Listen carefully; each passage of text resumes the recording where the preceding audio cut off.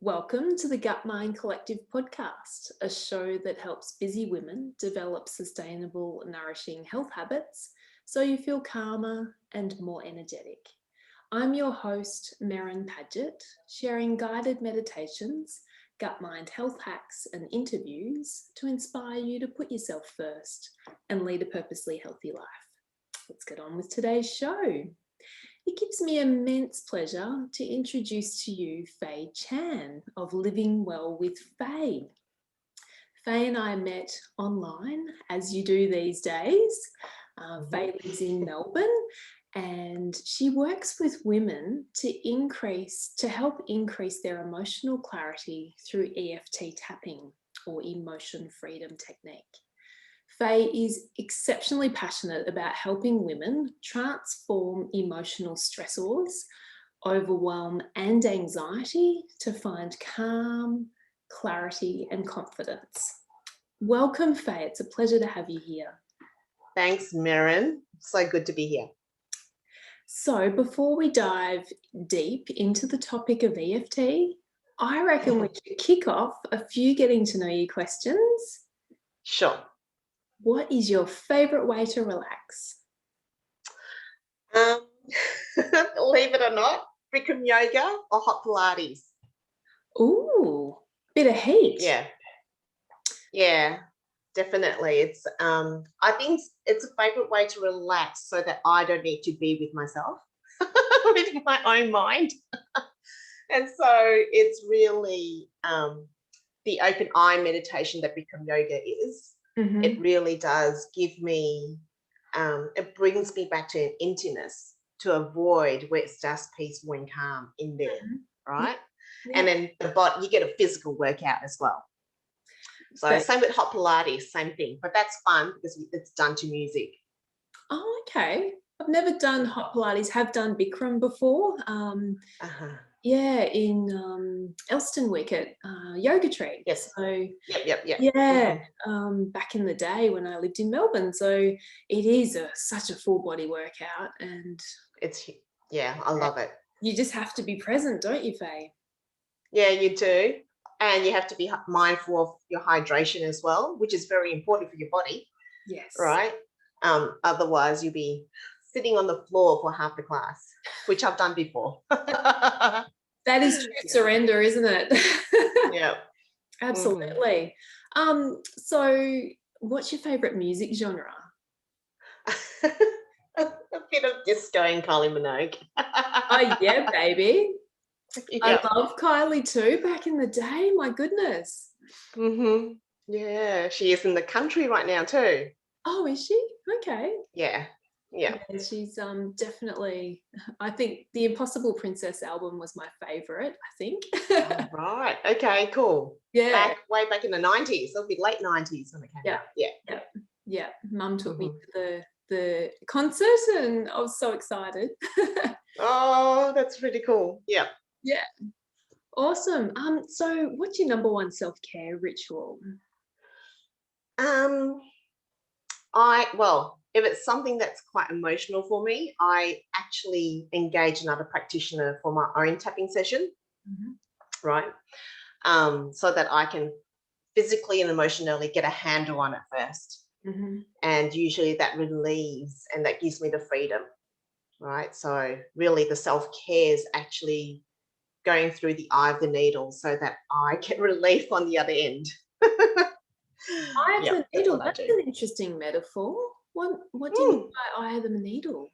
Tell me more. Well, because the premise of emotional freedom technique is always about acceptance, right?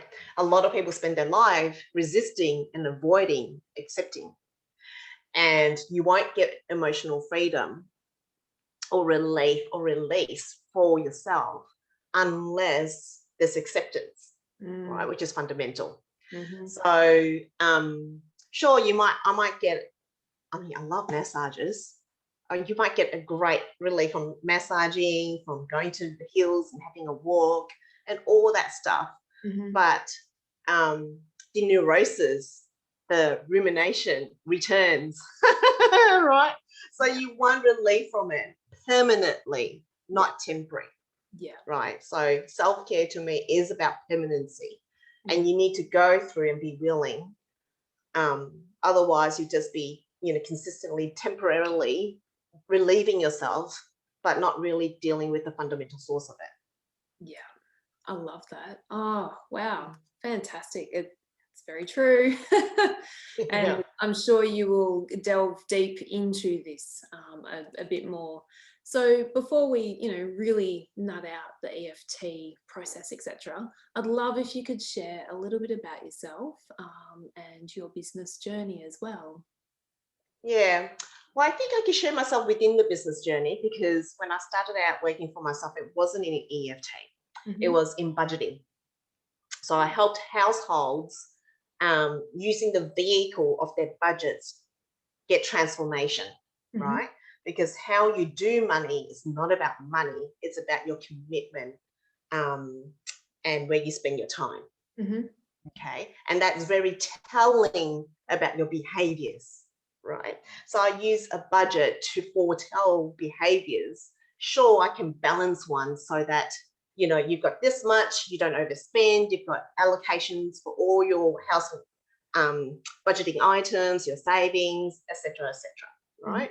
And it's not rocket science, because a grade 6 person will be able to do the simple math and get the budget into balance, right? Yeah. It's really quite simple. But a lot of people don't do that because of the attachment and meanings to money, to their bank statements, to what, um, to the non-transparency with their partners, Yeah. right? And although I did that for a period of 5 years, having worked financially in a company in a budgeting aspect, Hmm. I was coming up against people's emotions. Mm. So I wasn't dealing with, and they knew they needed the work. They needed the work and the budget, right? Mm. And so it wasn't a strategy that they didn't want. What they came up against was the emotional baggage. And so I was constantly up against the emotional baggage. And I knew about this because I came from a transformational personal development background. So I've been doing personal development since 2004. I even worked in the company I did these courses in, and I was a manager of a department, and I dealt with conversations about life on a daily basis, Hmm. right? However, the frustration was when I was doing budgeting 1, 2, 3, was it was constantly coming up against people's emotional baggage.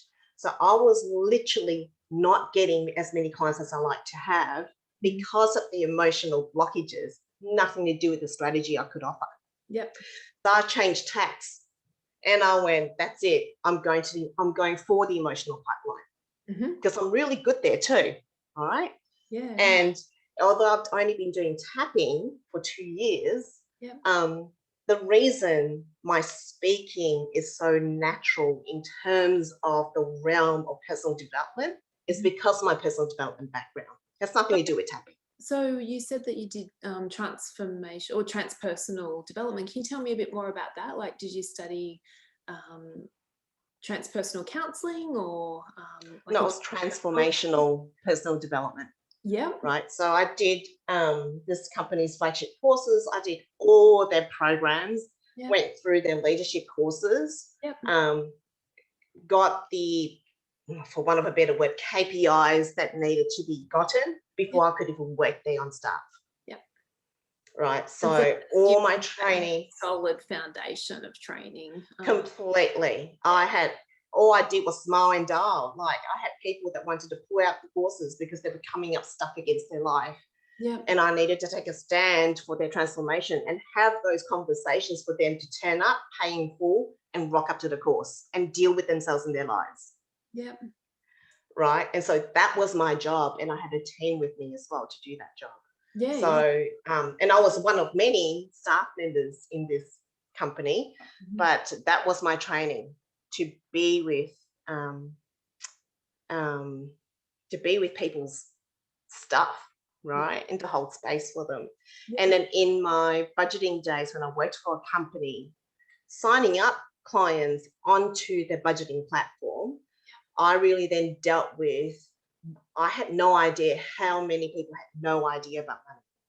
And it wasn't because of money. was always because of education, the emotional relationship they've got with money, probably from parents, etc., right? So I really saw the marriage between how I was really good at personal finance, given I'm Asian, I've been saving since I was 2 years old, Yeah. right? And personal finance and transformational personal development, and how that fused together as one. Yeah. And so when I had maternity leave, I didn't want to go back. And that's why I created my own budgeting help for households that needed the coaching, right? Yeah. I wasn't going to manage their cash because that wasn't what I was interested in. I was really interested in the transformation, dealing with your finances authentically, and the communication between partners transparently really gave the access to transforming themselves. Had nothing to do with money, right? So, but it was such a struggle. People do still do that with money, and it's all these, you hear of all these money mindset affirmations, blah, blah, blah, and it really doesn't really work. Sure, you can fake it till you make it, believe it, right? Fake it till you make it, as such. Yeah. But it really doesn't deal with the source. Because if you don't believe in the words that you're speaking, and you don't then feel them deep in the root of your soul, that's where it doesn't work, isn't it? Correct, because what immediately happens, yeah, and what immediately happens is your disbelief about it turns up first, and it's loudest first. And it's Yeah. always in your subconscious. You might go, money comes easily to me. And then straight away your body goes, no, it doesn't. I have to work hard for it. No, it doesn't. Money is evil. No, it doesn't. I can't show off with a lot of money. Yeah. Right? Yeah. And so that's the conversation that's actually more truthful, triggered by money flows easily to me. Yeah. Right? And so if you don't deal with that, then money won't flow easily to you, because the truth is, I've got to work hard for money, etc., etc. Absolutely. So, I've identified that I've got a block, not necessarily around money, but, I've identified a block, and I want to come to you and have a session. Can you tell me the process? Because I've tapped to online YouTube videos, but I can imagine that coming to a practitioner and having a session is a lot different to Hugely that. different. So can you describe the process of how you go about it? Yeah, so it always starts with a conversation to see what the client's dealing with and what they like to use the EFT tapping session for, right? And normally what I like to address is anything that's presenting itself first that's in the way of even the topic you want to discuss. Yeah. So I deal with that first.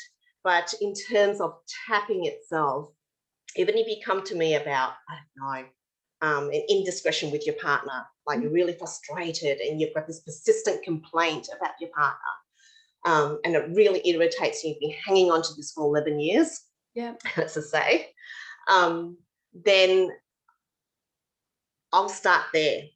I'll start asking them about the emotions, where they sense this in their body, what it feels like, what the sensation is.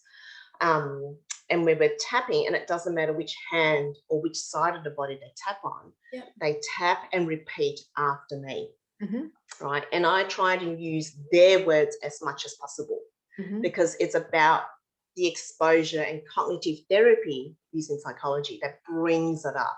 Like, it's intentional why we're wanting to trigger it up, because you do sense things in your body. When you're pointing to a pen, I'm pointing to a pen here, I'm holding up a pen, right? So you can say this is a pen as such, but you can't point to anger, you can't point to depression, you can't point to frustration, but you do sense it in your body, be it, in your solar plexus or in your jaw or your shoulders, you'll sense it. So that's why we tap with the body as well as the speaking. So we go through that, and the difference between a video that you can follow along and tap with and a practitioner that's quite customized to you is that the video doesn't use your words, right? The practitioner will, and they'll check in with you at all times, as well as inside a tapping session, random insights, memories, flashes, visualizations will come up, because we're actually tapping into your subconscious. and your subconscious have created all these anchors unbeknownst to you, right? That gets fired up. That's pretty much like the breadcrumbs that lead us to Hansel and Gretel's house. Yeah. Right? And so these breadcrumbs aren't dealt with properly inside following along a tapping video. That's why videos are great, and self-tapping is fantastic to get a handle on stuff. Like if you're really enraged with road rage and you're tapping in the car, right, or you're tapping at the public toilets just to bring yourself down, it does that, or bring you down.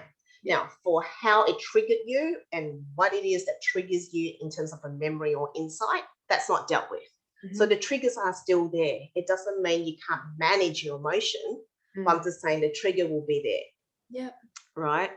Yeah. So, and so inside a personal tapping session, I'll ask to say I'll be like, Mirren, if anything comes up, any random memory, it won't make sense. Just interrupt me, let me know, because it's important. And then those are the breadcrumbs. I'll go with it. And then all of a sudden, you can piece all the patterns together, you can piece the behavior together, and there'll be a sudden insight. And you'll be like, oh, that's how come I am the way I am. Yeah. And that's the release. Yeah. That's the freedom. Yeah. Because then you have it. It doesn't have you anymore. Yeah. Fantastic. You get that? Yeah.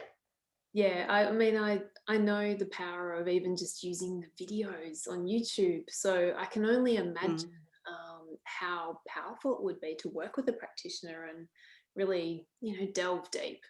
Do you have any like common myths that you encounter in people's perceptions of EFT and that sort of thing? That it's magical and it's like affirmations. Right? There's been a few clients I've spoken to, and I'll actually say to them, it's confronting. I'm not going to hide it. It's not like it's not just, oh, can I just tap on affirmations and that will just work? It's like, no, it won't work. It won't work, because you need to really be courageous in dealing with your resistance, what you don't want to confront and what you want to avoid. Right? Absolutely. And telling the truth, not like a well thought out insight, right? But the truth. And the body doesn't lie. So I never promise outcomes, because I don't know. I literally don't know what's going to turn up. Neither would the client. And so, but the body will not lie. And so the body will give you the clues, give you the insights, give you the memories, however much you've managed to bury it, and how smart of a rat that subconscious is in burying it, it will come up. And so you got to be willing, right? If you want something that feels good, go and have a massage and feel good for 1.5 hours. Yeah. Nothing against massages. I love them myself. Yeah. But if you want transformation, you really had to get to the rabbit hole. Yeah. You really need to get to that programming. Yeah, it's the process of the work, isn't it? Like the work is not an easy, No, it's just like a marriage. It's not a linear journey. It's nice and wiggly and lots of mess and. Yeah, it is. It is. So it is a very fast modality. Very, very fast in getting to the rabbit hole, getting to the malware that's programmed this in your brain and unplugging it, right? So what, one session, or like, can you give me an example of, I mean, obviously in bio-individuality, we're all different, but yeah. It just really depends. Most of my clients come to me between 5 and 10 sessions, right? But then that has given them ease over years of rumination, over years of being stuck in a job that they don't like, being stuck in a relationship, over years of realizing what it was that had them hooked and anchored, their feet nailed to the floor. Yeah. Right. So in 5 or 10 sessions, that's like 10 plus hours to release that. Mm. And right? yeah, like lifetimes or years of programming, it does take. Yeah, I always say to my clients, you've got a PhD in how you are. PhD, you know exactly what you're going to do. The feelings are familiar. You know what you're going to say. You know what you're going to do. In the different countries, different jobs, different boyfriends, different relationships, same stuff. Look back 10 years, voila, next 10 years. You just happen to be older, maybe somewhere else, right? Yeah. And so you've got a PhD. And so in terms of tapping, it's like going, oh, I'm doing a grad dip now. I'm doing that TAFE certificate. And then I'm doing a bachelor's degree. So you're building the synapses, building that trunk of neuron that creates that behavior as the new behavior as habit. Sure, there's rewiring and reframing and all that stuff, but it is like there's the tapping in the session to discover and uncover, and then there's the tapping to sustain. And that's why with exercise, with maintaining a marriage, with friendships, it's about the sustenance, right? It's about sustaining. It doesn't mean just because you fell in love, you got married, which is like that discovery session, right? So woohoo, got the man, got the guy, whatever, right? It doesn't mean the work's not needed on an annual basis, monthly basis to keep it there. And so your brain's the same thing, right? The work is miraculous, but I don't gift miracles. Right. Yeah, you've got to be a willing participant in the process, I believe. So yeah. Do you have like any tips if people want to, if they're having either a meltdown or they're noticing sensations and they got awareness of an emotion popping up, and they just want to probably change the behavior maybe and try a different way of clearing that energy in the body? Would EFT? This is what I tell kids, the kids that I tap with, because kids are so resilient and so quick, and they're so coachable, right? They don't resist like us adults do. And I tell the kids, I said, I do say after tapping with them, what's your favorite tapping point, right? And they'll go this one, or they'll go this one, or they'll go this one. And I'll go, great. I'll say, if you're at school or in class and all of a sudden there's big feelings coming up, right? And I say, you'll know because you feel it in your body. And I say, just start tapping. Just start doing this. I'll start doing this. And I know it might be silly that if you do this, people might laugh. I said, if that's the case, then come back to do this or do this. And your big feelings will come down. And once it is down at a level where you're okay, you'll know you're okay. And then you just keep going with class, with playing out in the, so fields just at recess. the tapping. So I'm tapping on my karate chop point now for listeners who aren't seeing the video. But so just that tapping, not doing any statements in the head, just tapping. Well, because when the big feelings come up, right, they're aware of the feelings. The fact is you're connected to those big feelings and you're tapping whilst already thinking and ruminating of what happened in the schoolyard, how confronted you are that you don't know what she's talking about, or I can't do this, or you really feel like running to the sick bay right now, right? And you just tap on that one point and it'll decharge you. And do you recommend breathing as well, like deep breaths to stimulate the parasympathetic nervous system as well, like the rest and digest? Yeah, with little kids, sometimes I don't think their thinking brain is going to be that switched on when they're emotional. Same with adults. Yeah. Right? Yeah. It's like, just start tapping. I don't care what you do, just start tapping. Yep. Right? There's too much intervention and thinking required. And people have all these strategies of, do this, touch this, sense this, whatever. I was like, when you're so irrational, all that out the window. Totally. Out the window. Yeah. Like, of course you're going to breathe because that's an automatic function of your body. You don't breathe, you'll die, right? And so, of course, you'll be breathing, but you might be panting. Yeah. And it doesn't matter. You just tap. Yep. Okay. right? Just to get a handle on it. And then I'll get the clients going, Fay, I need an emergency tapping session. I'm on my way home now. Like it's 11 o'clock. I'm like, what the hell? What's happening? And they'll be like, they just know they need to get a handle of what happened at work Mm-hmm. because they'll just fester. And these are clients I've had for a while. They know they sit on it for 2-3 days, Yeah. like it overtakes their head and they're crazy, Yeah. right? And Yeah. so I'll get text messages from clients going, I need an emergency tapping session. When can you fit me in? Can you do it now? I can fit me in at 10 o'clock. Yeah. And they'll wait up for me. Yep. Right. But in the meantime, they're tapping to get a handle on it. Yep. So Yeah. do you work with people with acute mental health conditions or like people in general? I know you work with women a lot, but do you work Yep. with men as well, or? Yeah, I do work with women, and women normally find me first, Mhm. and then they want me to work with their children. Mhm. And I've fallen into it in that fashion, and I actually love working with kids. Mhm.